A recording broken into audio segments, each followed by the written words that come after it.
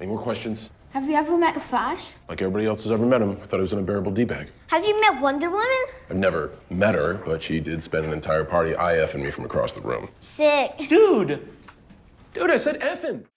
Welcome back, everyone. This is going to be my full DC Peacemaker episode 6 video. There were a bunch of Easter eggs. We'll break it all down. If you're brand new to the channel, be sure to subscribe to get all the episodes. And we have a whole bunch of Batman movie stuff that's going to be happening really soon. So I'll be doing videos for everything. Careful for spoilers if you have not seen the episode yet. We'll just start at the beginning and work our way through scene by scene, talking about Easter eggs and WTF moments as we go along. Starting with the episode title, Murn After Reading, a reference to the phrase burn after reading, and the team finding out Murn is a butterfly, what's going on with the butterflies just in general, and it's a reference to Peacemaker's fake diary, as in burn this after reading. But the actual opening scene is the rest of the cliffhanger with Murn coming after Leota, and the reveal that Harcourt herself just learned recently after their mission to take down Goff when he survived a huge blast to the face. And Murn came clean to her, and John Economos actually knows. They kind of play it for a little bit of comedy, like, oh, he sticks his fingers in his ears, he doesn't want to know about it. But Amanda Waller does not know, so this is a big secret that they're keeping from her now. It's all part of Leota slowly turning against Amanda Waller, because she's still very much following her mother's orders. She planted the diary, but she's having misgivings now, and you have all the stuff that Harcourt has been feeding her about Amanda Waller being the most evil person on the planet. The whole idea with Suicide Squad-based stories is that Amanda Waller often winds up being one of the bigger villains. This sort of dovetails with what's going on with the Peacemaker storyline, like how are they going to save him from getting the death sentence because now they have the diary framing him for all these murders. It's all about Leota eventually turning against Amanda Waller and coming clean to the team about what she did.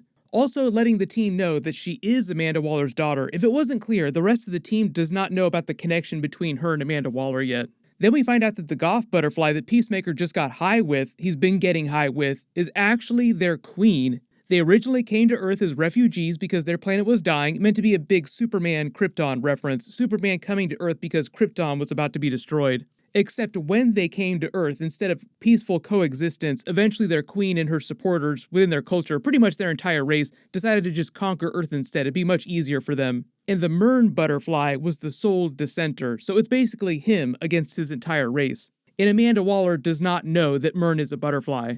They've given us a little bit of Murn's backstory, the actual Murn character, before he became a butterfly. They also confirmed that when butterflies take over people, they effectively kill them. Like, that's why all that blood was coming out of all the cops' mouths as the butterflies were taking over their bodies. So like Detective Song, for instance, if the butterfly queen left her body, she would just fall into a lump of flesh on the ground. But they imply that as bad as it was that the Murn butterfly took over Murn's body, like he understands it was bad what he did, killing Murn, but the original Murn was a terrible person, killed a whole bunch of people. Like, he had that conversation with Locke where they talk about their backstory. I explained it was a big Superman comic book Easter egg. They committed all this genocide in North Africa, and it was at some point after that that the butterfly took over Murn. So as bad as it is that the butterflies are killing people, this version of Murn, the butterfly Murn, is actually a better person just in general than the original Murn was. It's a very morally gray situation, which is a classic trope of Suicide Squad stories. Like, none of the main characters are meant to be truly evil or truly good, like a bunch of a-holes, but they ultimately wind up saving the world from a way worse situation.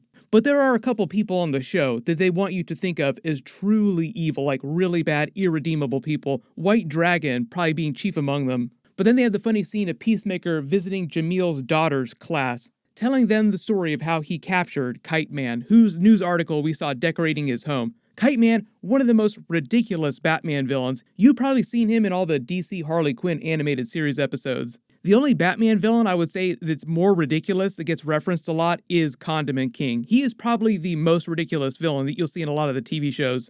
They make a whole bunch of Justice League references, and you have to remember that because this is taking place in the DCEU, the Justice League characters they're talking about are like Ezra Miller's Flash, Gal Gadot's Wonder Woman, Ben Affleck's Batman, Henry Cavill's Superman. One of the little kids points out a bunch of flaws in his Kite Man takedown, and it's very typical of little kids. Like, if you've ever talked to a group of little kids for an extended period of time, things like this happen all the time, regardless of what kind of story you're telling them. They'll start poking holes in it, like little kids being way more clever than you would expect them to be. The Blackheart Ruby that Kite Man stole in Peacemaker's story isn't something from DC Comics. They just invented it for the episode, but it's not some secret magical artifact. It's just meant to be a very rare, valuable gemstone that Kite Man tried to steal. But owning himself like that, trying to steal a ruby that was too heavy for him to carry, is totally something that Kite Man would do. like trying to pull off a heist and failing hilariously without Batman ever having to try and lift a finger to catch him.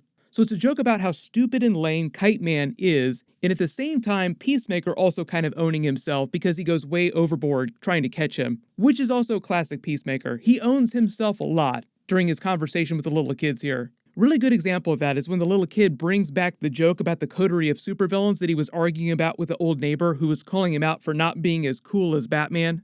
If you don't know who Alfred E. Newman is when he's trying to make fun of the little girl here on the Flash t-shirt, the joke is that he's actually the cover boy on Mad Magazine, the character depicted in that cartoonish way, and the little girl is a ginger like him. It's more about Peacemaker being a bully, which they called him out for a couple episodes ago, because he calls the other kid Chubster. He low-key pretty much makes fun of every single kid in the classroom. Then later they call him out, and it's basically Peacemaker acting like more of a child than the actual children here. But she asks him about the Flash, and he tries to say that everyone thinks that the Flash is an unbearable douchebag. Remember, this is Ezra Miller's Flash. He says Wonder Woman was giving him bedroom eyes at a party. He makes a Steve Urkel reference, and I love the Canadian tuxedo shout out. If you don't know what that is, it's basically a jean jacket and jean pants worn together. He does have a bit of a PTSD flashback, and they give us more of what happened with his brother and how he died. It seems like from the situation they're presenting us with, that his father made them fight, and maybe he just accidentally killed him during their fight.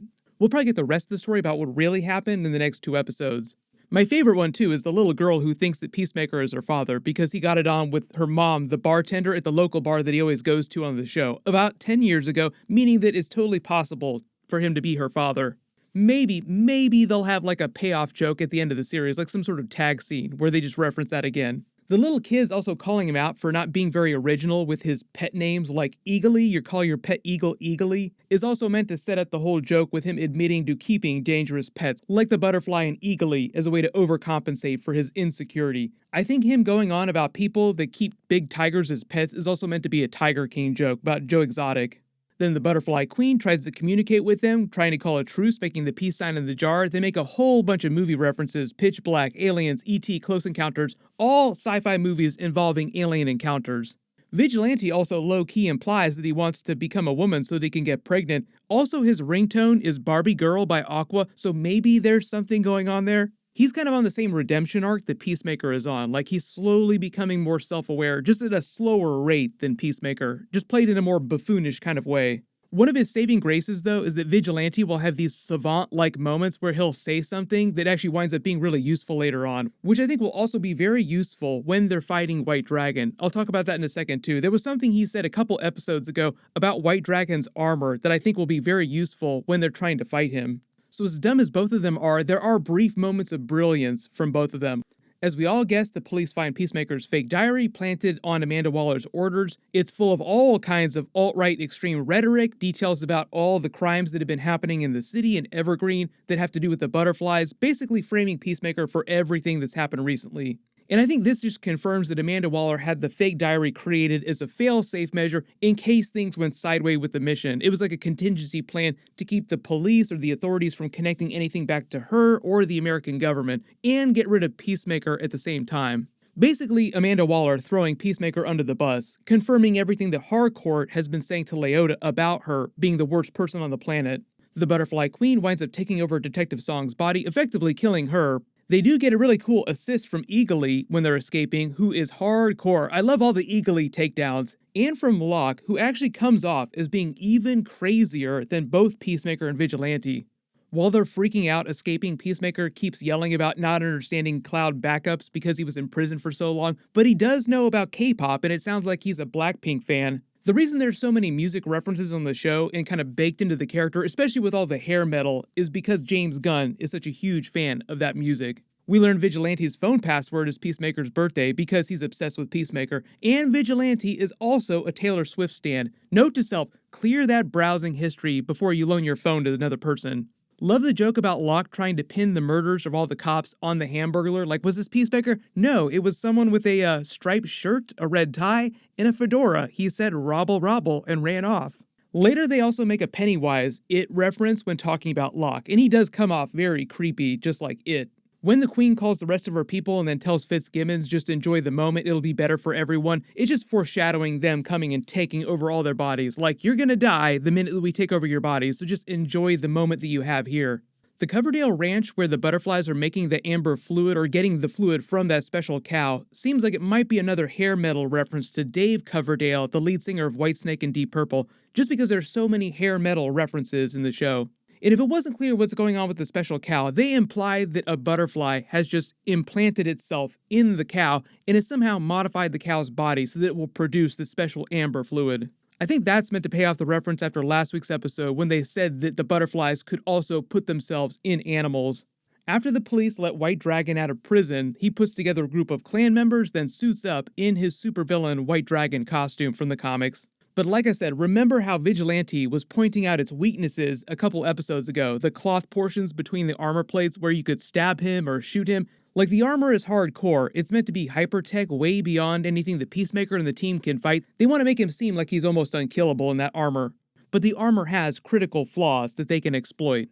Then Peacemaker admits what Vigilante was implying earlier, that he doesn't want to kill people anymore. It's all part of his character arc, just becoming more self-aware, becoming less of a douche, culminating, I think, in finally confronting his father, Luke Skywalker, Darth Vader style. But with the way they're treating his character just being so hilariously racist and over-the-top cartoon villain, I just do not see any way that he comes out of this show being redeemed in any way.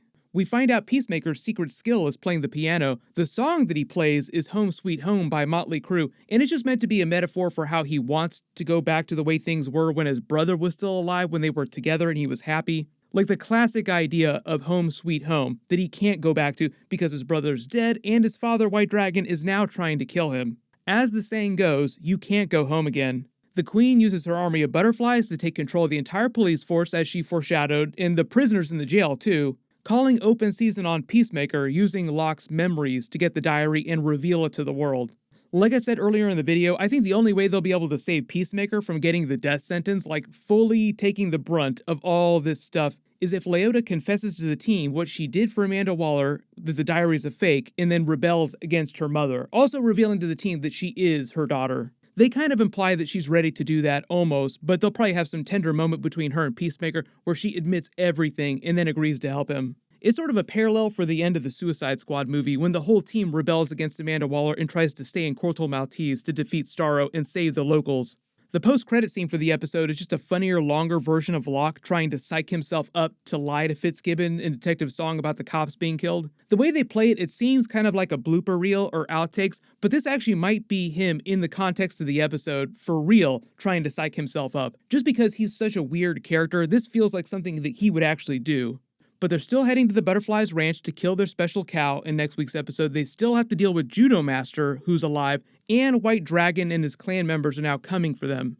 They actually might be able to pin a lot of the damage in the last two episodes on White Dragon. That might be part of their solution for wrapping up all the loose ends. Everyone post all your finale theories in the comments below, and if you did spot any other Easter eggs in the episode that I didn't mention in the video, just write them below in the comments. My full Peacemaker Episode 7 video will post next Thursday, just like normal. There are 2 episodes left, big reminder.